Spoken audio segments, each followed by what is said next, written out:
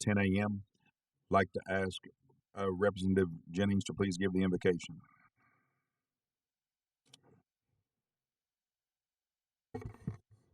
Let us pray.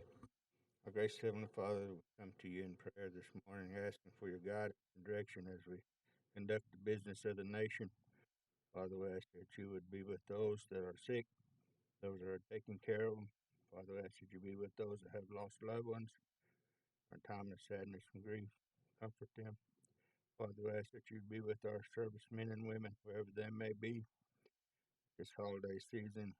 Be with their families. Ask for their safe return home. Father, we ask all things in Jesus' name. Amen.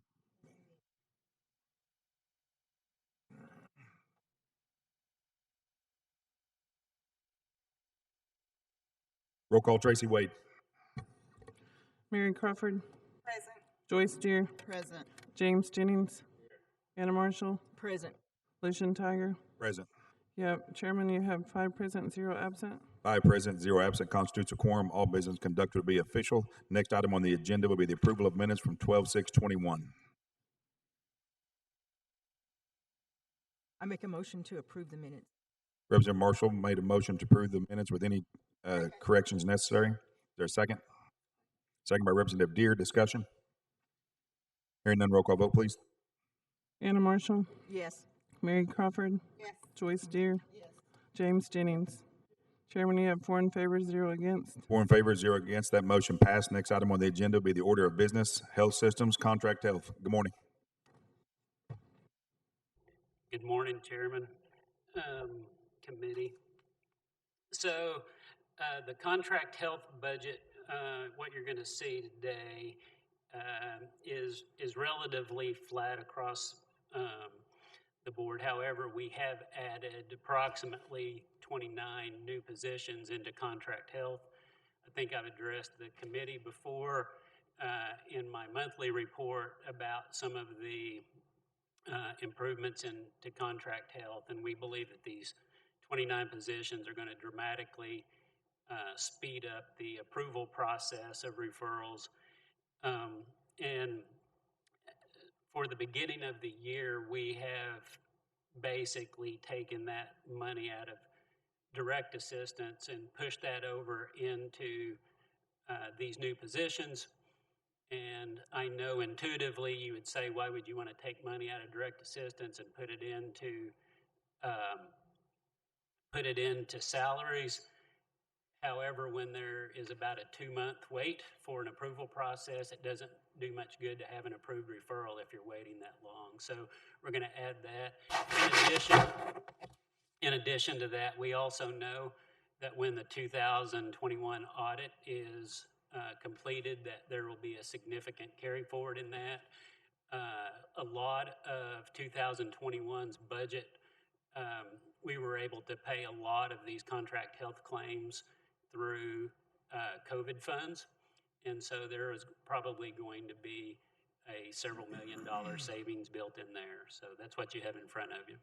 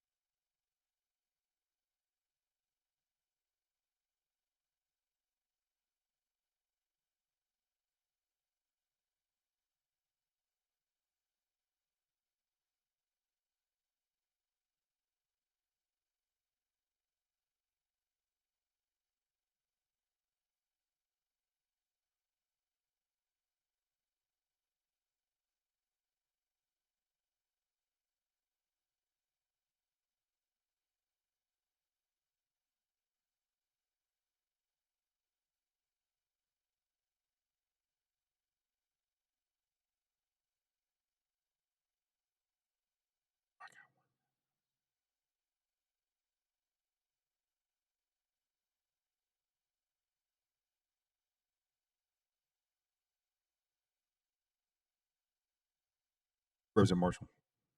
Can you remind me when we start the new contract health? Should be at the very front of the packet that you No, received. no. When do we start? New process. Yes. Well, it's sort of already starting. We started piloting this project out at Eufaula, which is the clinic that is the farthest behind in scheduling referrals. And so we went down and we sent teams down there, and then I think that we moved from Eufaula to Sapulpa, maybe, Rhonda, do you know?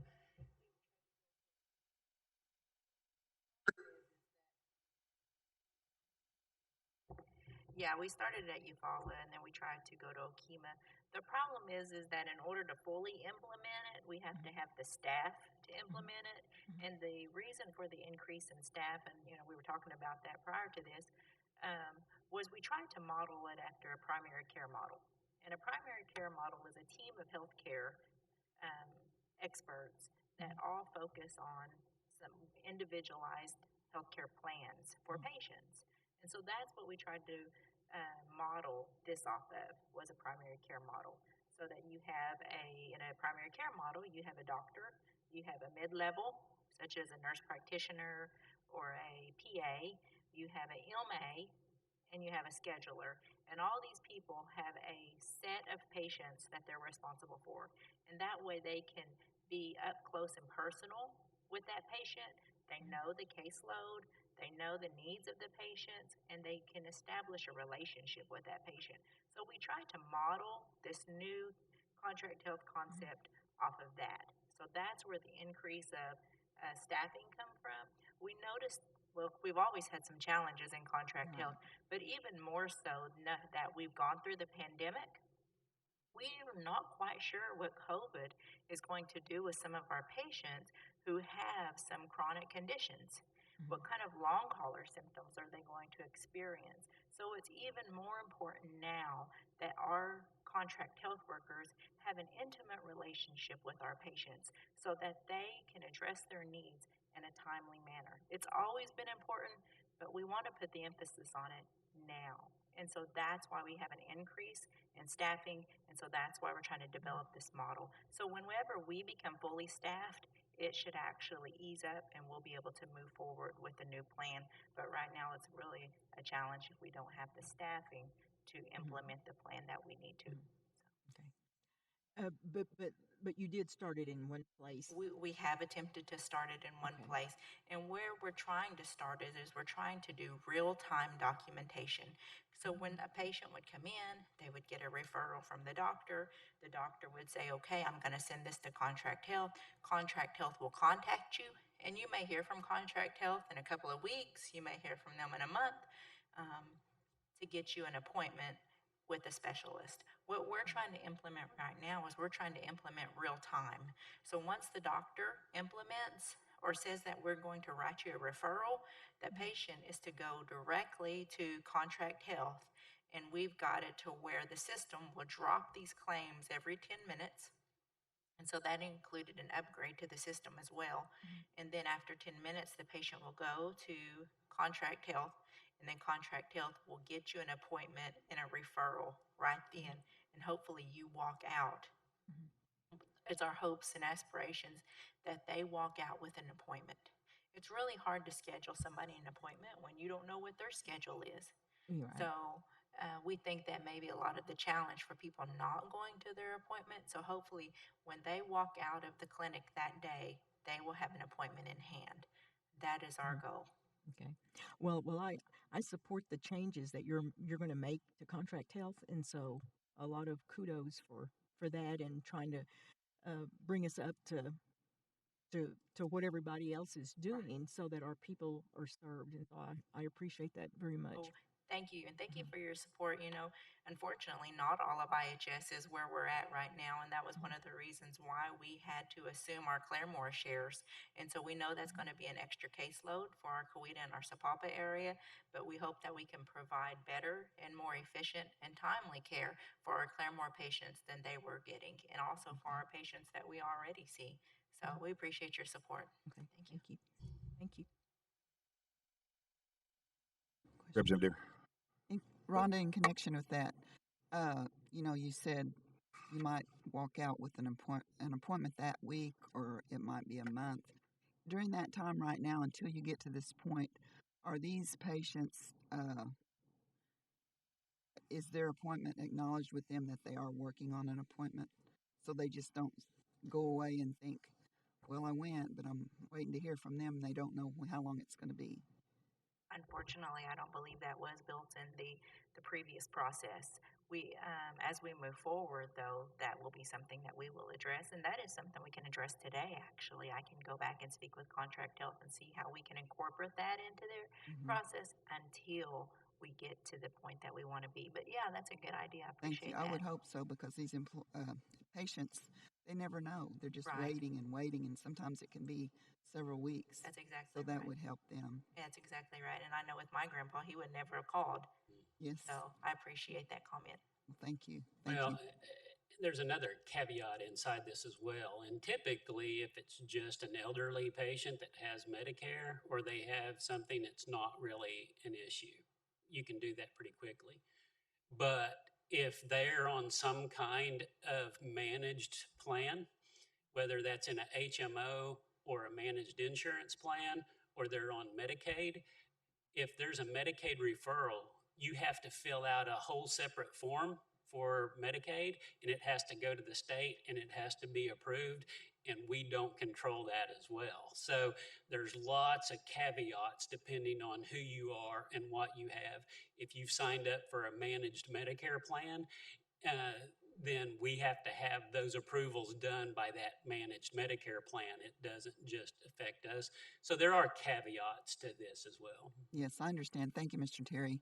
But I think the patient needs to know that it is being worked on. They're not just waiting on whatever, sitting there thinking, well, I've been to the doctor, or they're supposed to make me an appointment, but I don't know when it's going to be, and they don't know. So it's just not the waiting and the not knowing when it's going to be. So if they kind of know it's being worked on, or they've been acknowledged that they do, it's in the process, that'll help them. Thank you. Thank you, Representative Deere. Representative Crawford. So with the new hospital, once it gets all the specialty physicians that you all are talking about, do you foresee a decrease in referrals with, say, Contract Health? Yeah, absolutely. So just like today, if it's Dr. Nichols, that is our orthopedic doctor, or it's Oklahoma Heart with our cardiology, or Dr. Kim with our urology, those don't even go through Contract Health. It's auto approved through there. And as we're building specialties at Council Oak, all of that'll be just automatically going. It won't even go through that process. So absolutely. Thank you.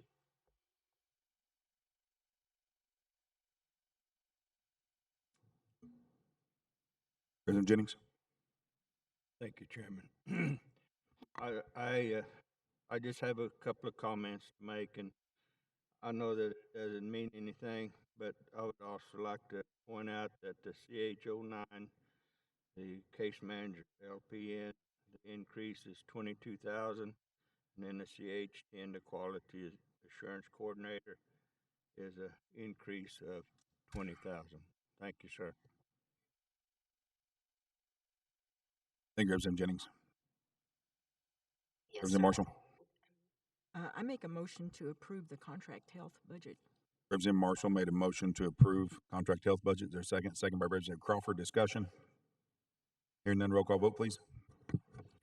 Anna Marshall, Yes. Mary Crawford, Yes. Joyce Deere, Yes. James Jennings. Chairman, you have 3 in favor, 1 against. 3 in favor, 1 against. That motion passed. Next on the agenda, diabetes program. Chairman, this budget is overall pretty flat. There's a few salary adjustments that are made in here. One of the things you're going to see in this budget is that the special diabetes program funding hasn't been approved nationally, so we haven't loaded that budget into the system yet.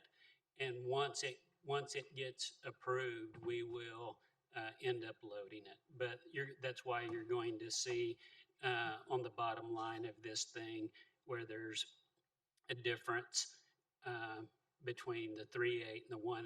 We expect once that budget gets approved through the feds, it'll essentially be pretty flat. Questions from the committee?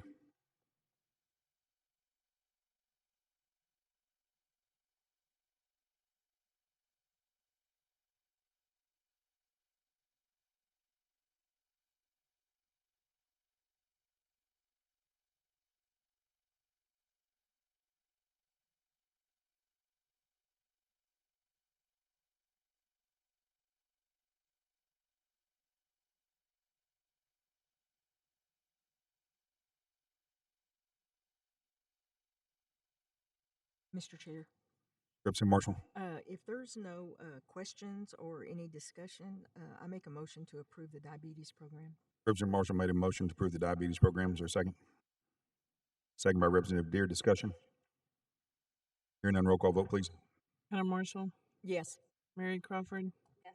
Joyce Deere, James Jennings. Chairman, you have 4 in favor, 0 against.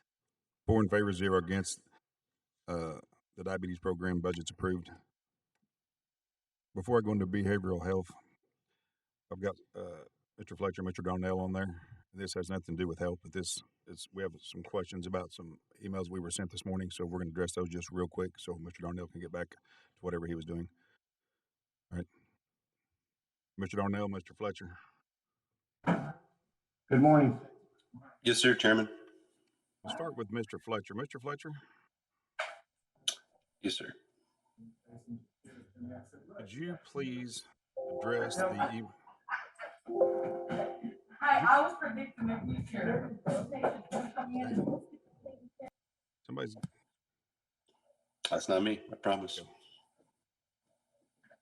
all right, Mr. Darnell, you're having too much fun. So, Mr. Fletcher, could you please address the letter from Chief Hill to the council about the HEW committee, please? Yes, sir. So I guess just for a little bit of context, effectively, I'm looking at a letter from the chief dated December 13th. He's indicated that there have been certain changes that the HEW committee has requested in part as part of the budget hearings, and then referencing the A.D. Ellis versus Muskogee Nation National Council court case from 2000 and I believe the opinion was in 2006 or 2007. And what that opinion did was the Supreme Court indicated that the National Council was prohibited from basically zeroing out portions of budgets as part of the budget process. And that effectively the National Council's role in the budget process is to either vote the budget up or down completely as one, no amendments to particular departmental budgets, so on and so forth. I guess for whatever reason, the chief sort of glosses over the fact that the Constitution was amended in 2009 to specifically address that Supreme Court case.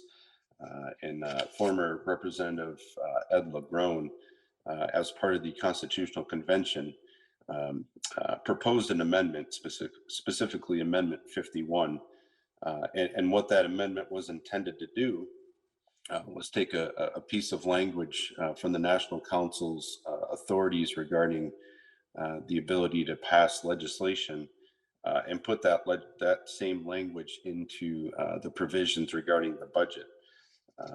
And in fact, on the floor of the Constitutional Convention and the proceedings that I included with my memo to the National Council, that even Robert Trepp indicated that this amendment would mean committee hearings. It would mean committee amendments, means amendments on the floor of the council.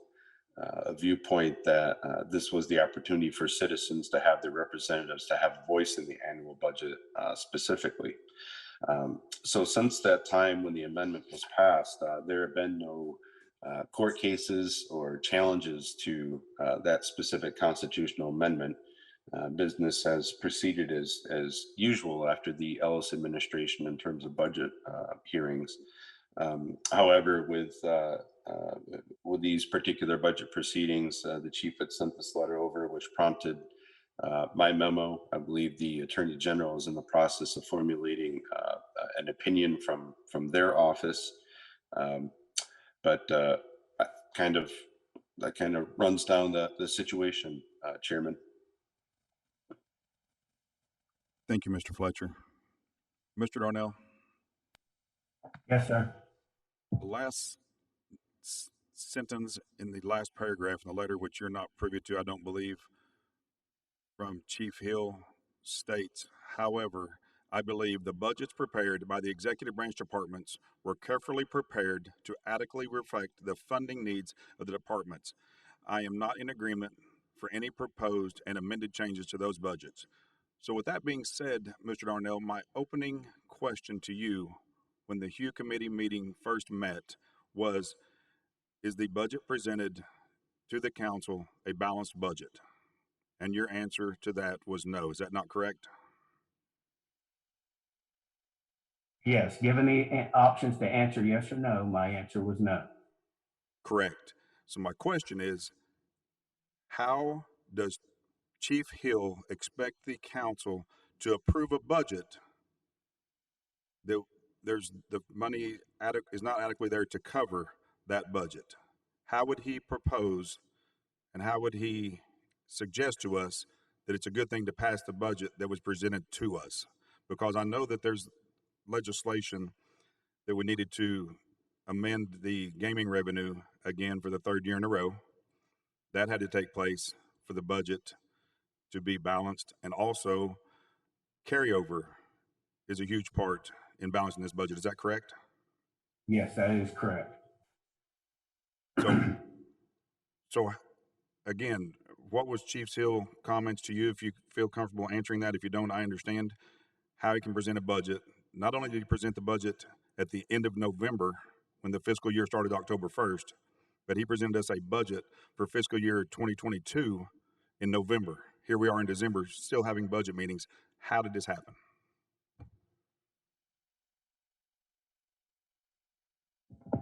Well, one of the things I can say is that one of the things that we met with the committees on before these budget meetings was we had an alternative funding source that we wanted the committees to consider, and I think that's viable long term. But I can't answer specifically for Chief Hill. I can tell you that what our plan was to come before the committees and talk about and present what we felt like were McGirt-related non-discretionary increases in the budget, and then to also discuss other changes for the committees to consider. Mr. Darnell, correct me if I'm wrong. That meeting was after October 1st. Is that not correct?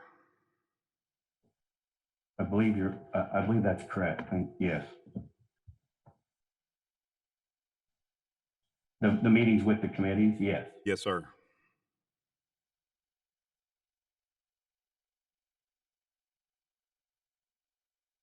Mr. Fletcher, you were on the line yesterday, correct? Yes, sir. Yes, sir. Okay, so we had a Secretary of Education budget, wasn't that yesterday as well? Where we had the deputy director position still in there? So Chief Hill was in attendance at the meeting then. There was no comment. Would that be correct? Yes, sir. Okay, so as chairman of this committee, my comments in response to this letter, Chief Hill had every opportunity yesterday at the meeting. If there was a problem that he had with how the budget was being addressed, he had the opportunity to address that then to the committee on the record in person. I feel this committee is doing our due diligence to oversee the budgets that are presented to us and do what's best for the nation, because it is our job as legislators to oversee the budgets and finances of the nation. And to me, it's very disappointing that the principal chief would send over a budget that was not balanced. Does the committee have any other comments? Mr. Darnell, thank you for uh, getting on the call to answer the questions that myself as well as the committee had. Mr. Fletcher, if you want to stay on the line, you can. If not, you're free to go, but I do appreciate you getting on there and addressing the letter. Thank you very much to both of you. You're welcome, Chairman. Yes, sir, Chairman. Appreciate it. Thank you. Next item on the agenda is behavioral health. Chairman, you're going to see a small, well, not small, reduction from about an 8 million, going from 10 million to 8 million this year, primarily because there are a number of behavioral health grants that ended last year. And so that's what makes the reduction in that budget. There are a couple of new positions that are being added into the budget. We have been working with Family Violence and Head Start to assist them with adding behavioral health staff into those programs. And so that's what you have in front of you. Questions from the committee?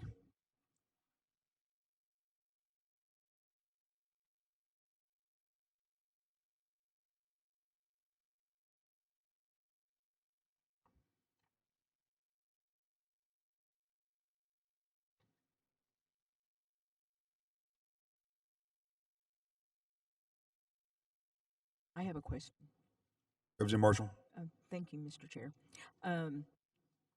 Is behavioral health spending any time, or is an individual being sent to Wetumpka Clinic? I don't believe so. Because I've had several phone calls from residents of Wetumpka that are concerned that they've had some mental situations down there and there was nobody there. And so I think they went to, oh, I can't remember the place in Holdingville. Not Turning Leaf, it's the other one, Creoaks or whatever it is that comes to Holdingville. But it's more related to drug and alcohol, through the court thing. And but I was just curious, and they're wanting to know, will behavioral health be able to come to Wetumpka Clinic once a month or every other week or whatever? And I told them that I would inquire about that. I think that's not an unreasonable request. I think we can make that happen. We'll make a note and ask them to do that. I think that's perfectly reasonable. Okay, thank you.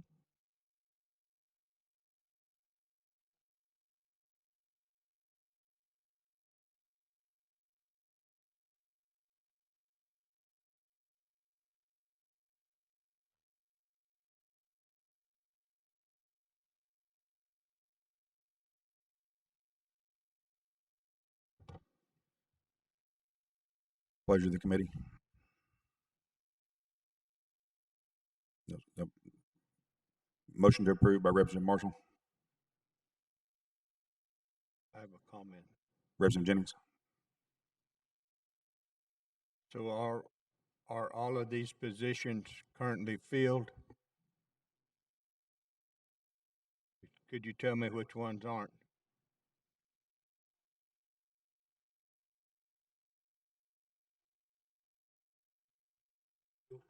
On a fairly routine basis, there'll be clinicians that Okay, aren't. so the BH6 project director, That position, that's one of the grants that is ended, so we're just using the carryover funds for that until it is completely gone. so that's a $16,000 increase there, and then Well, the other one is there's two of them,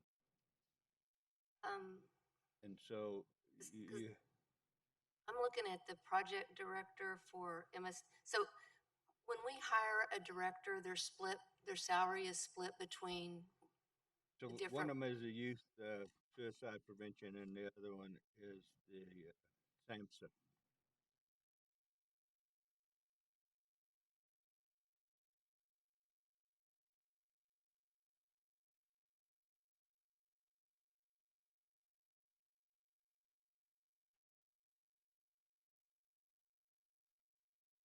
I know the same says a grant, but Right.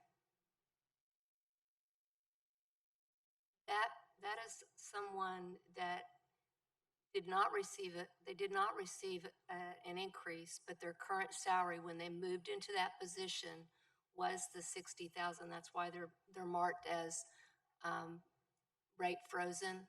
So they moved into that position, but the actual when we set the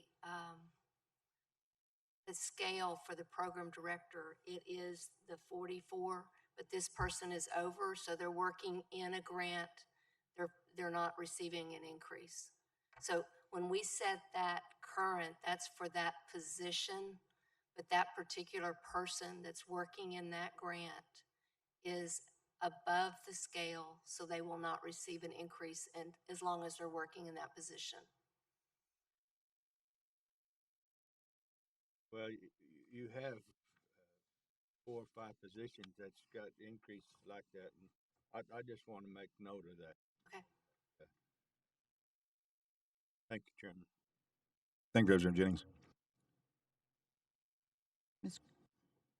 Ms. Crawford, are your pay scales, you set these pay scales, are they in line with an outside source, Yes, a ma'am. corporate? So when we were working on the pay scales, and we actually spent probably 3 or 4 months. Ms. Crawford, could you hold one moment? Representative Deere, there's a motion on the floor, so we need a second, then we'll go to discussion again. Okay. Second. Second by Representative Deere, discussion. Representative Deere, Ms. Crawford. Thank you. When we started working on the pay scales, we pulled the Oklahoma Hospital Association surveys for 2021. But when it came to behavioral health, a lot of those positions are not in hospitals. So we looked at other tribes and what they were paying their clinicians. I will say not every single position in behavioral health is on a scale. The ones we focused on this year were the clinicians and the project directors.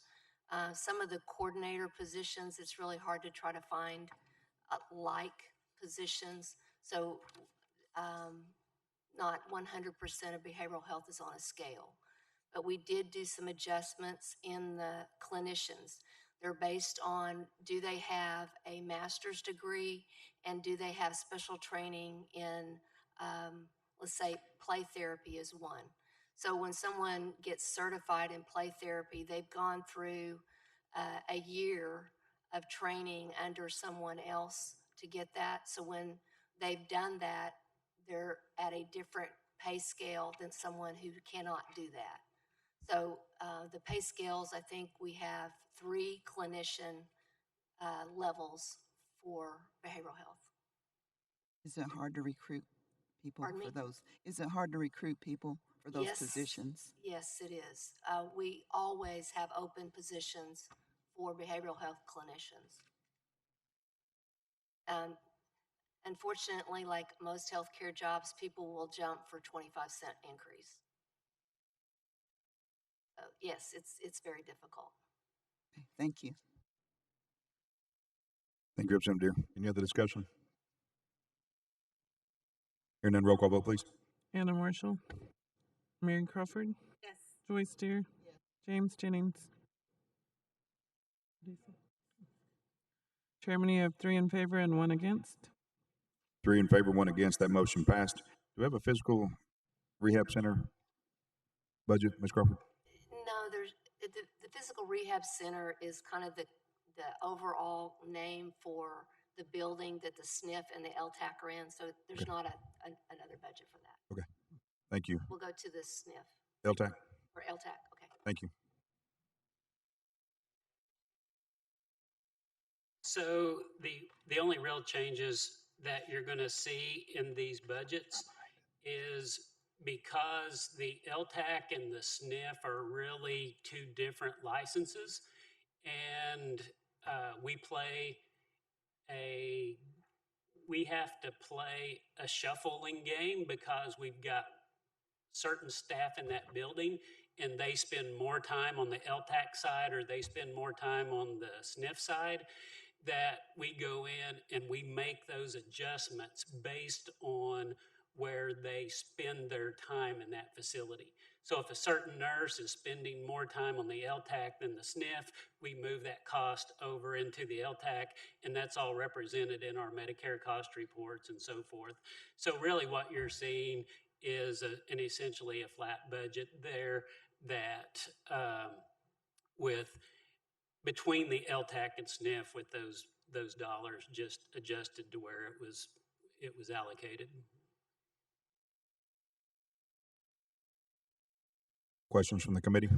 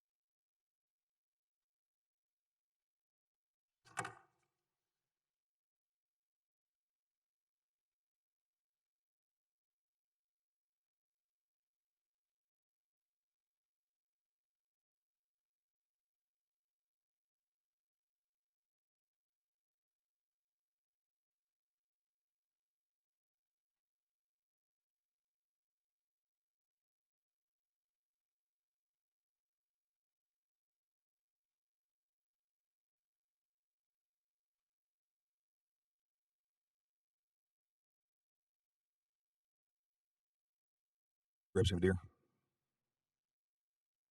Chairman, I motion do pass on this budget. Representative Deere made a motion for due pass. Is there a second? Second by Representative Marshall. Discussion? Any discussion? Hearing none, roll call vote, please. Joyce Deere, Yes. James Jennings, Anna Marshall, Mary Crawford. Yes. Chairman, you have 4 in favor, 0 against. 4 in favor, 0 against. That motion passed. Next on the agenda, skilled nursing facility. Chairman, I just refer back to my previous comments on the LTAC, and it applies to the SNP as well. So.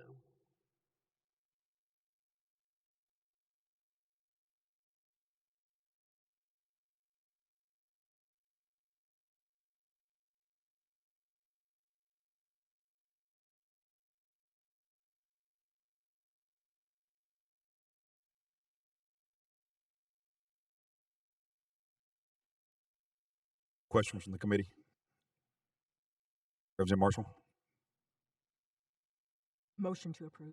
Representative Marshall made a motion to approve. Is there a second?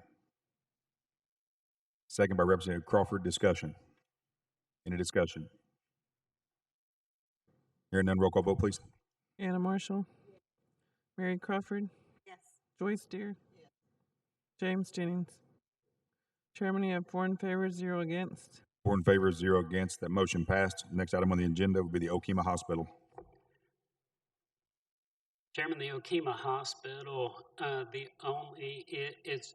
it's pretty much flat. The only real change you're going to see in this budget is that we've been successful with IHS in applying for these 105L leases, and that we are able to now pay the debt service on those loans and interest through that 105L lease cost. So that's been removed out of our third-party budget and put into that line item.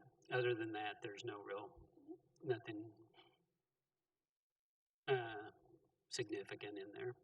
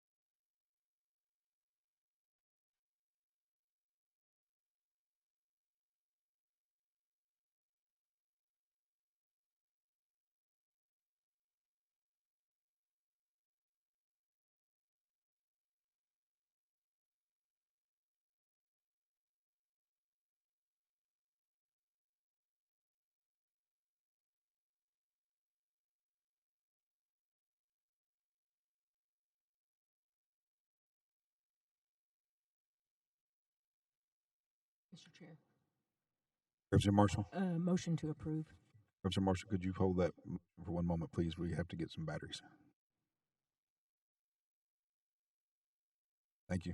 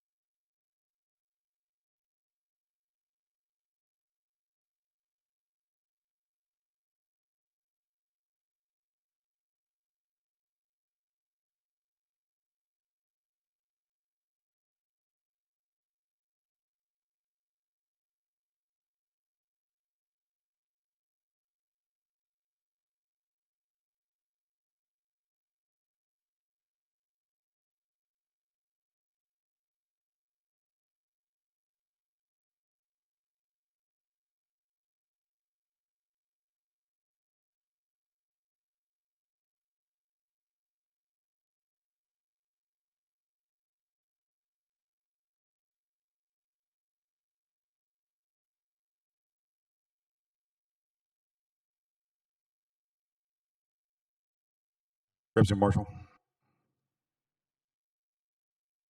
Representative Marshall, motion to approve. Is there a second? Second by Representative Crawford. Discussion? Hearing none, roll call vote, please. Anna Marshall, Mary Crawford, Yes. Joyce Steer, James Jennings. Chairman, you have 4 in favor, 0 against. 4 in favor, 0 against. That motion passed. Oatmogee Medical. Chairman, this budget also is relatively flat. There's a few salary scale increases for registration clerks and some nursing clerks and maybe a lab person or so, but all in all, just fairly flat. So that's what you have in front of you.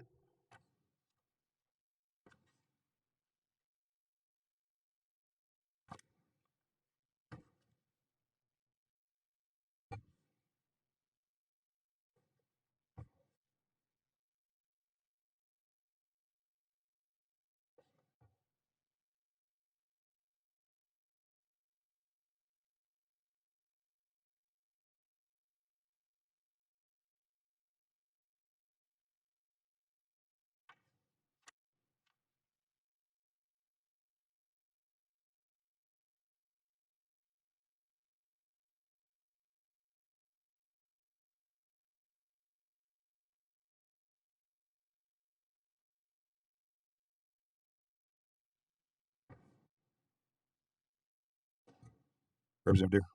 Mr. Terry, how many employees do you have at Oatmogee? I think there's relatively 110, 120, something like that. It goes up and down a lot from week to week. So these positions on here aren't all filled? Oh, there's vacancies all the time there. So. Okay, thank you. Representative Jennings?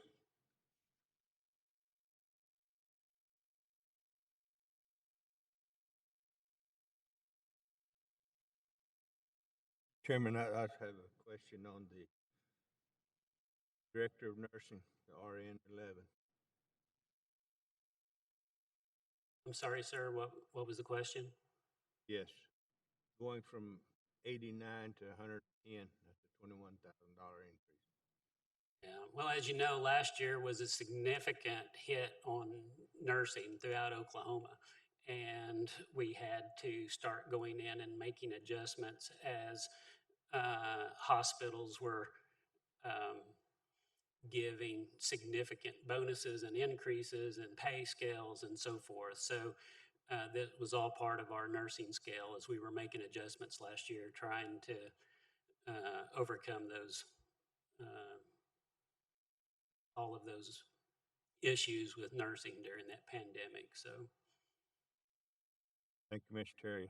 You know, she's over the nurses, med surg, and ER, but also, you know, you have regular LPNs and RNs that face the same problems with the pandemic. So, thank you, sir. well, you're right. She does oversee all of the hospitals, and so she has significant amount of nursing in between her,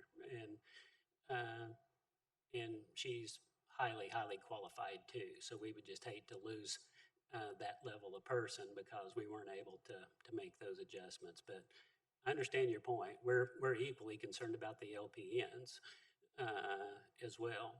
And there's a big difference in LPNs if you're working at a clinic versus whether you're working at a hospital or where are you at. So there's all sorts of scenarios that plays into those scales. Thank you, sir. And then going back to the council oak budget yesterday, some of those salaries were not quite near that. I discussed it with Representative Crawford. She's a nurse, and so those salaries were not comparable to some of these. So, thank you, sir. Thank you, Chairman. Thank you, Representative Jennings. Representative Crawford.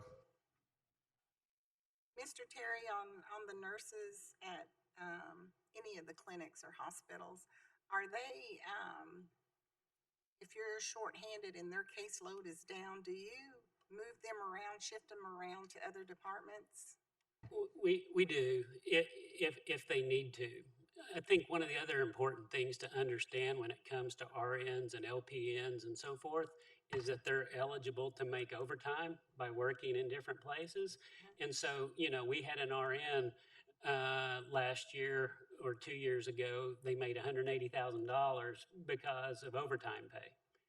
And so that's one of the things that doesn't really come into these salary scales whenever you're looking at it is you don't really get to see the amount of overtime that these guys get to participate. But we do ask people to fill in wherever it was needed. We did have to make a lot of adjustments during COVID. We had to ask nurses to step over into the vaccination clinics and into the testing facilities, and we had to move people into the ER when COVID got hot, and we still make those adjustments today. But yeah, they could be shifting anywhere from time to time. I know on the specialty nurses in those clinics, say, take for instance the operating room.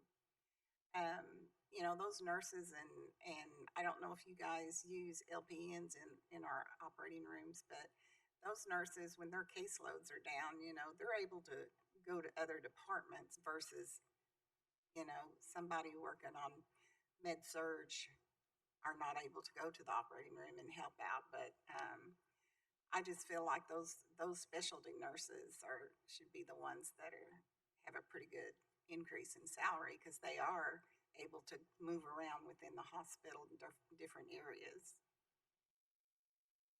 I will say that on the pay scales, they are not every RN is the same. So Right.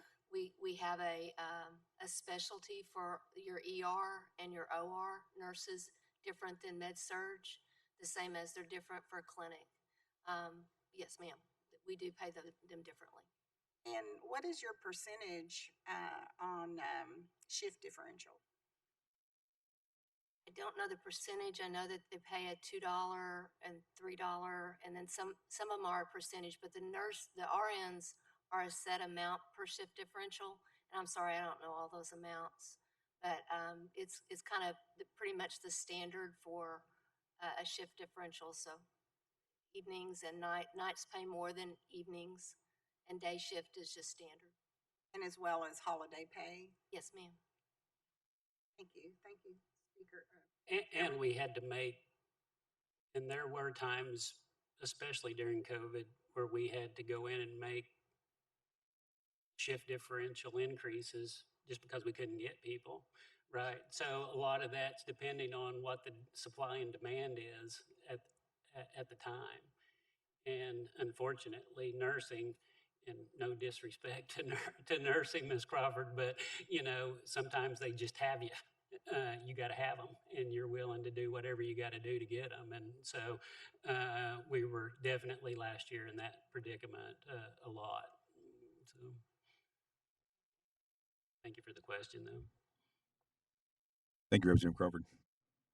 Any other questions from the committee? Representative Deere. Chairman, motion do pass. Representative Deere made a motion to do pass. There a second? Second by Representative Crawford. Discussion. Hearing none, roll call vote, please. Joyce Deere, Yes. James Jennings, Anna Marshall, Mary Crawford. Yes. Chairman, you have 4 in favor, 0 against. 4 in favor, 0 against. That motion passed. Next item on the agenda will be Eufaula Clinic.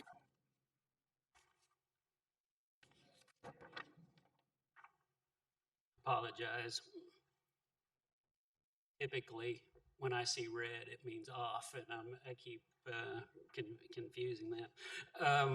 This Eufaula budget's relatively flat. There was a few pay scale adjustments in here, but all in all, relatively flat. Happy to answer any questions.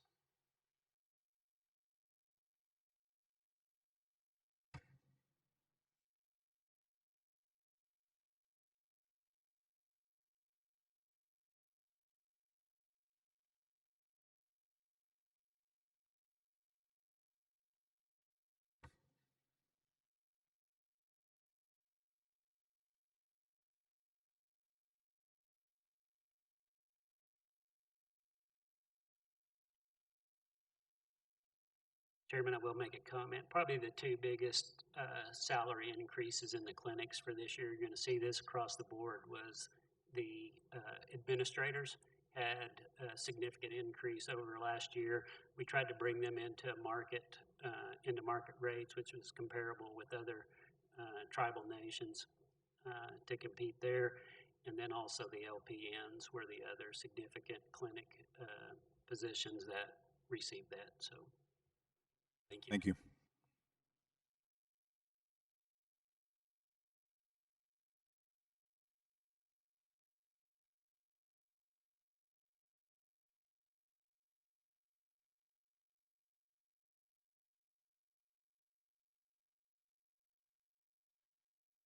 Chairman.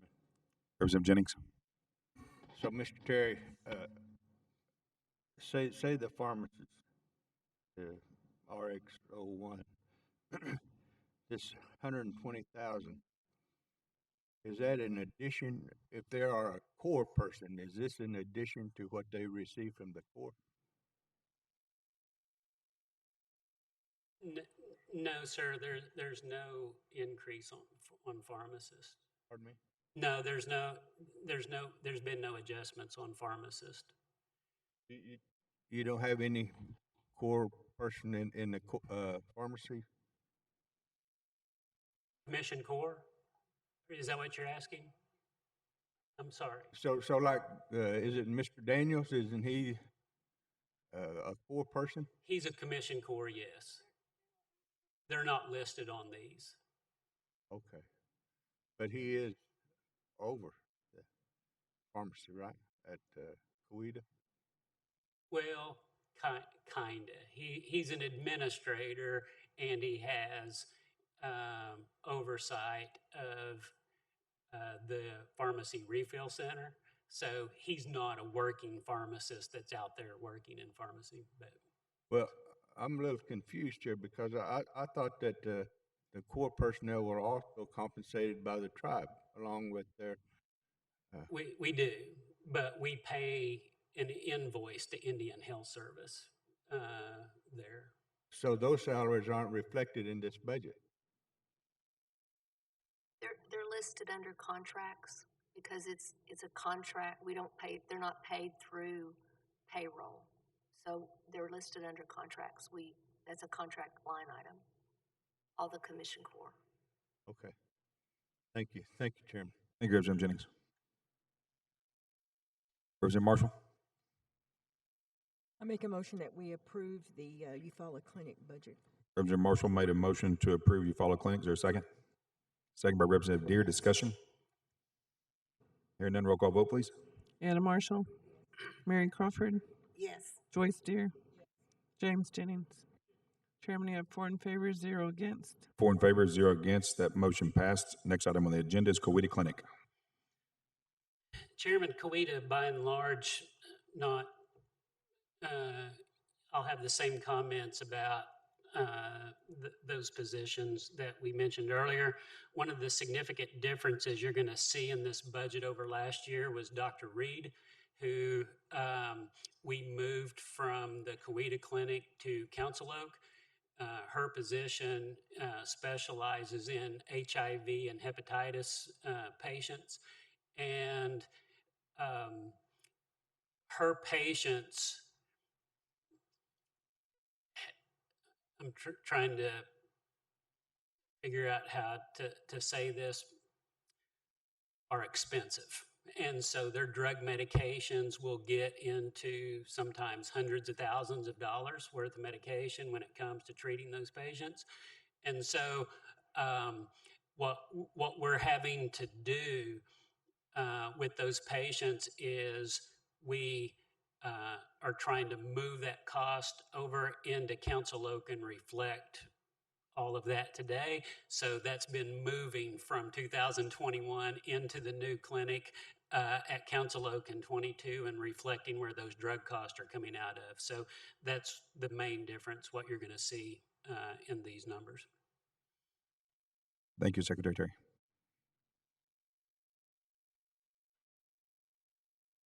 Question. Representative Marshall. Mr. Terry, just based on what you just said about Dr. Reed, how much money are you talking about that's being moved from Coweta to Council Oaks? Well, you'd have her salary, but, her salary's paid on the physician scale. So, it's probably $250,000 or $225,000, something like that. So her salary is pretty insignificant. It's really the drugs. Right. And I don't know that I can give you a full year cost of those drug costs and what it is. It's pretty fluid. So we're just paying that. Mm-hmm. On the good side of that, there is cost, but we also make a lot of money on those drugs too. And so we're billing those drugs, and we usually put those patients on some kind of payer source. So whether that's Medicare or whether that's the Affordable Care Act or it's some type of scenario. So we do recoup that. So our investment that we're making in those drugs and what Dr. Reed is doing, we make a lot of money off of it as well. So previously, those patients were being treated at Coweta. Now they're being treated at Council Oak. Yes. Okay, thank you. Thank you, Representative Marshall. Representative Jennings. Thank you, sir. This doesn't have anything to do with the budget, really, but I have this question. How many of the physicians are Creek citizens? I don't know that I have an answer for you now. I can get that answer for you. Yeah, I know that we've had them before, but yeah. Thank you. Thank you, Representative Jennings. Representative Marshall. With no further questions or discussion, I make a motion to approve the Coweta Clinic budget. Representative Marshall made a motion to approve the budget. Seconded by Representative Deere. Discussion? Hearing none, roll call vote, please. Anna Marshall, Mary Crawford, Yes. Joyce Deere, James Jennings. Chairman, you have 4 in favor, 0 against. 4 in favor, 0 against. That motion passed. Next item on the agenda be the Oatmogee Clinic.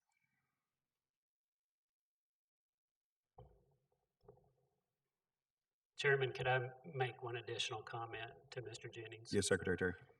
Mr. Jennings, not knowing the answer to that question directly, I will say that in 5 years of being here, I know that I have never not hired a Creek citizen that's applied for a medical job. So if we've had a Creek citizen that's applied, I've hired them. So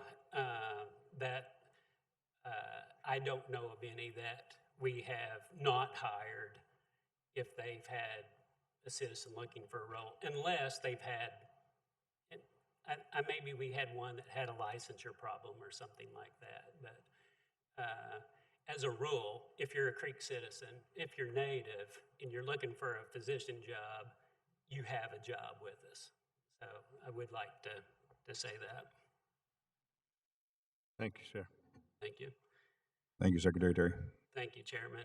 The Okemah Clinic budget, I believe, is pretty much flat, as I mentioned earlier, with the same sort of salary adjustments to LPNs and the administrators and so forth. But all in all,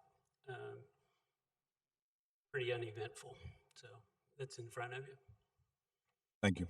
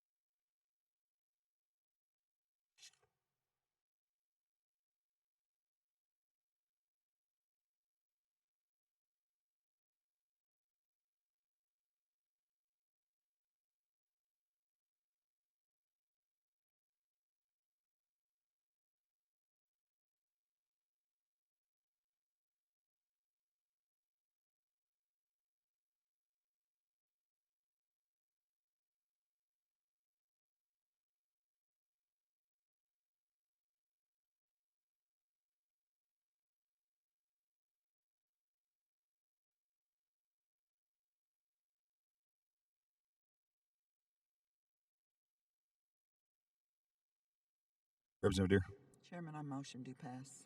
Representative Deere made a motion for a due pass. There's a second. Second by Representative Marshall. Discussion.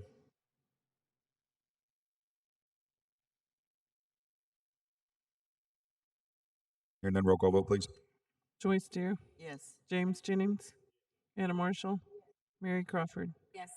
Chairman, you have 4 in favor, 0 against. 4 in favor, 0 against. That motion passed. Next item on the agenda will be the Oatmogee Clinic.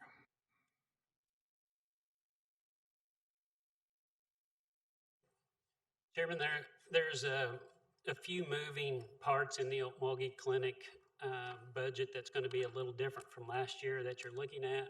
One of the things that we did with the lab is we tried to consolidate some of our resources from the medical center and the clinic so that we could have a better use of all of those resources, especially during COVID. We were having to shift resources back and forth on how many COVID tests we were running. So we've reflected some of those costs in those adjustments. Also, last year with COVID, we added a neuro clinic into our specialty clinic, and we paid those dollars last year out of COVID dollars. And you're going to see that reflected in this budget, and then you're also going to see an increase that we had in our pulmonology budget. We had a budget in last year for pulmonology, and we underestimated our cost there, so we reflected that in that budget as well. So there's the Oatmogee Clinic budget.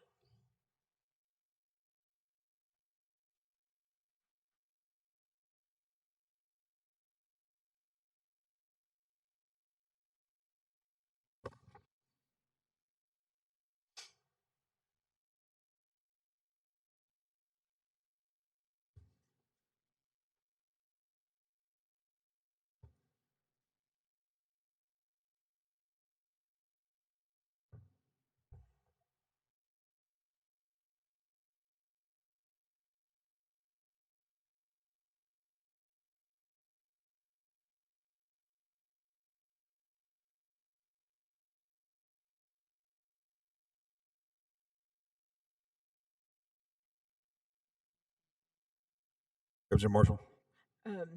I noticed that you had a line item for sign-on bonuses for retention. Has that been helpful to keep people? It is.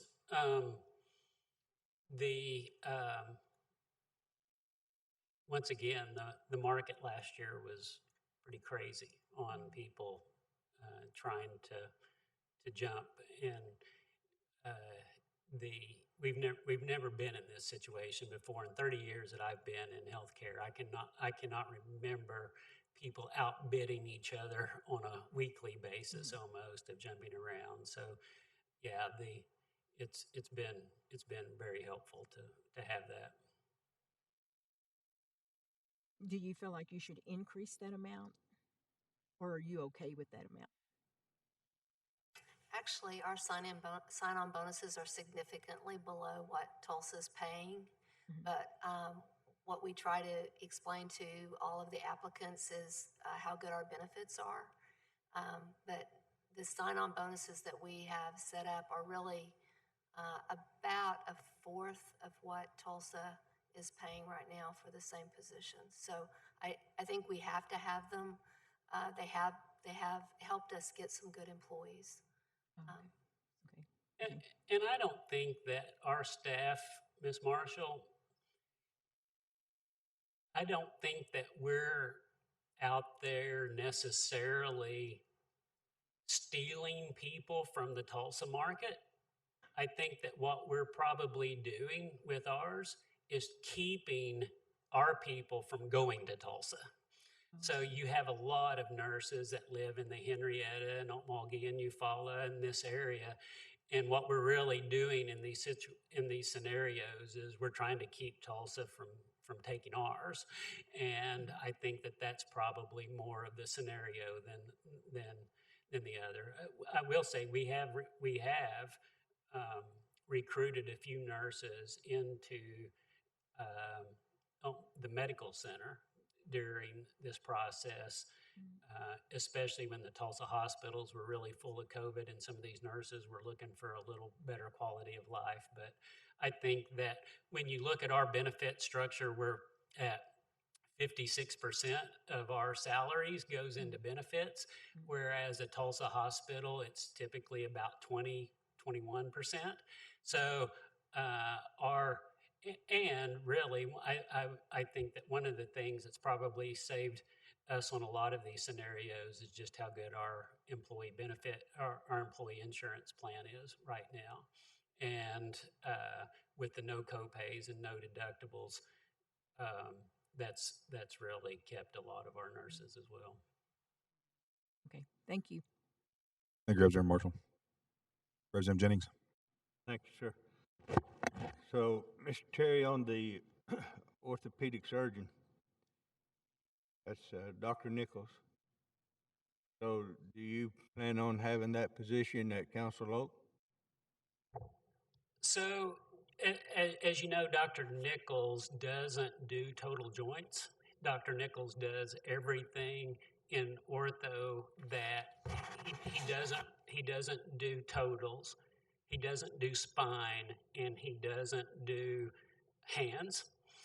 And so what we're hoping, and I had dinner about 3 weeks ago with a resident that's at OSU in their orthopedic program that does total joints. And what we're hoping that we're going to do at Council Oak is bring a new orthopedic surgeon on. This guy comes out of residency in the summer of 23. And if we can bring him on next year, and we're going to start a total joint program at Council Oak. So what I would like to do is keep Dr. Nichols focused on the general ortho and keep what he's doing here. And then we're going to be able to use those hotel rooms at Council Oak as a way for those patients that are going to have total joint replacements to be able to use that hotel room for rehabbing and staying in there and doing that. So we hope that we're going to up our orthopedic game at Council Oak and keep Dr. Nichols trucking along with our bread and butter ortho. Thank you, sir. We had discussed this previously, because we have a lot of Medicare patients, and hip and knee replacements are provided through Medicare, but I've also seen Dr. Nichols, and I don't have anything against him other than he won't do anything he's not comfortable in doing. So you end up being referred out again. So that's why my question was if you were going to have someone at council up. Yeah, I would say that as an executive in this business, one of the things that I least like in managing specialty physicians is to have a single specialist that's in your system, because those single specialists has to try to cover 24/7. They're always and if there's a mistake, you don't have peer review that's looking over those cases because they're the only expert that's in that field. And so we really are going to try to up our game there. And Dr. Nichols, when we have 55,000 patients in one ortho, there's only so much you can do. So, but I agree with your comments completely. It's not been a great situation, but we've helped a lot of patients too. So. Thank you, Chairman. Thank you, Representative Jennings.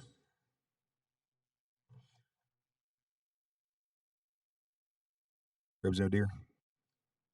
Chairman, I motion to pass. Representative Deere made a motion to approve the Oatmogee Clinic budget. Is there a second? Second by Representative Crawford. Discussion. Hearing none, roll call vote, please. Joyce Deere, Yes. James Jennings, Anna Marshall, Mary Crawford. Yes. Chairman, you have 4 in favor, 0 against. 4 in favor, 0 against. That motion passed. Next item on the agenda will be the Sapulpa Clinic. Chairman, the Sapulpa Clinic budget, pretty much just like you've seen all the clinics, we did have 2 areas that we increased. One of them was our regional medical lab, which is our reference lab where we have to send these labs out. We have a physician there, I can't think of it. Mr. Jennings probably knows his name. I believe that he's familiar with the physician at Sapulpa that is our, he does our rheumatology and who's not with us any longer. But we had a lot of send out labs through that one physician. So we increased our reference lab budget there. And then we get notified. One of the unique things with commissioned officers is we don't really control whether they get a promotion or not. Indian Health Service makes that, and then they tell us that they're getting a promotion, and then we have to make those financial adjustments. So we made those financial adjustments in our commissioned officer budget for Sapulpa as well. Thank you. Thank you, Secretary Terry.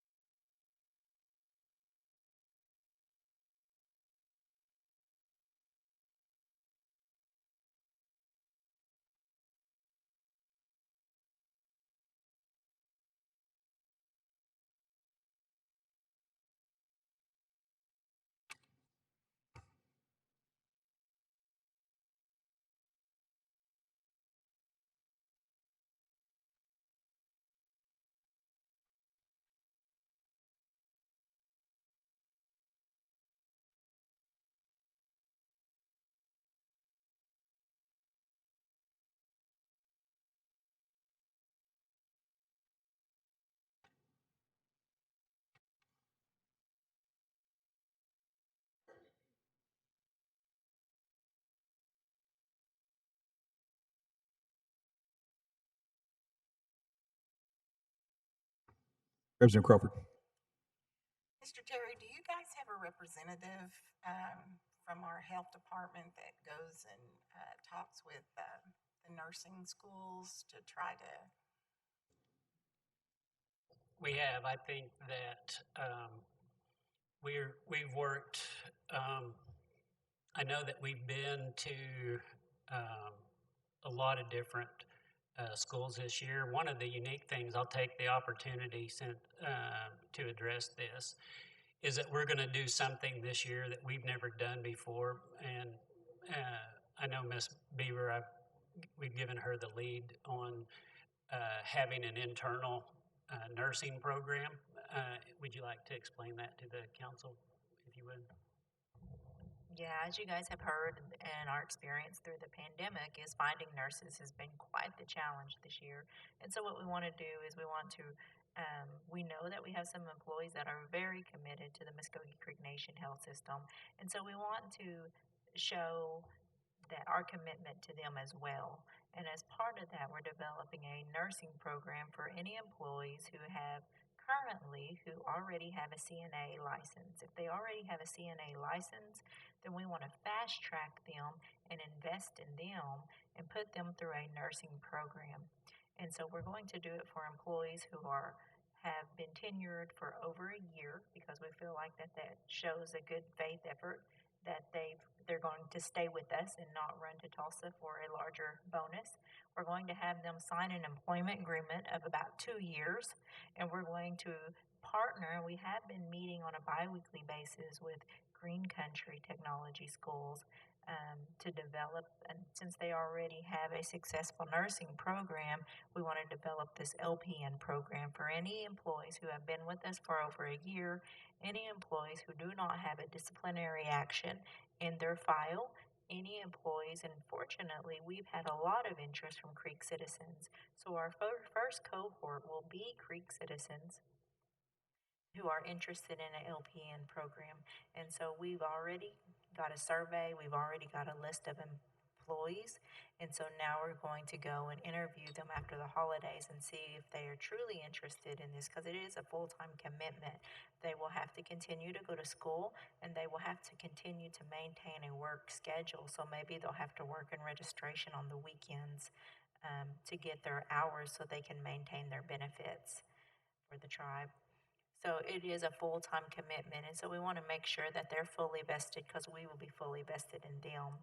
And then we will put them in this program with Green Country. I believe it's like a 9-month program, a 12-month program. They'll have to take a nurse readiness exam, even though they've completed the CNA, and then they'll go through the application process, which we've already vetted. We'll have vetted them out by then with Green Country, and then they will be part of this nursing program. So our hopes is after a year from now, which I believe we're going to start them in May, our hopes is a year from now, we will have a group of nurses, about 10 to 12, that are committed to our health system and committed to staying with us for at least 2 years.